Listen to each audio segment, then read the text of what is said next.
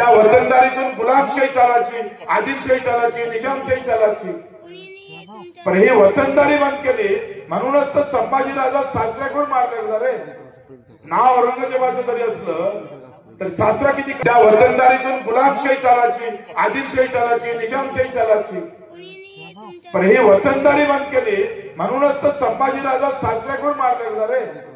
नाव औरंगजेबाचं जरी असलं तर सासरा किती. आणि माझं काय मत आहे का वतनदारी छत्रपती शिवरायांनी जिजाऊच्या म्हणण्या म्हणजे अनुसार ते बंद झाली. वतनदारी म्हणजे काय होती तर शेतकऱ्याचा हिस्सा वतनदाराला द्यावा लागत होता आणि तो मग वेगवेगळ्या मोगलशाहीला देत होता.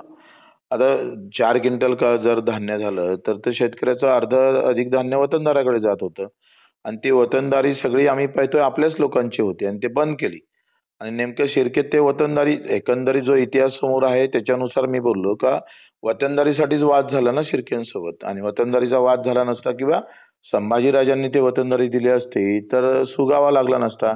सुगावा लागला असता तर संभाजीराजे सापडले गेले नसते. आखरी प्रत्यक्ष जरी औरंगजेबाची तलवार होती अप्रत्यक्षरित्या शिर्केच होते ना जबाबदार. आणि मग वतनदारी सासऱ्याला न देणारे राजे असे राजे आम्हाला पाहिजे का नातं गोतं सगळं बाजूला ठेवून सासऱ्याला सुद्धा वतनदारी दिली नाही. कारण तो स्वराज्यातला जो कायदा होता स्वराज्यातले जे नियम होते ते तोडले नाही आणि शेतकऱ्यासाठी संभाजीराजे शेवटपर्यंत झटत राहिले.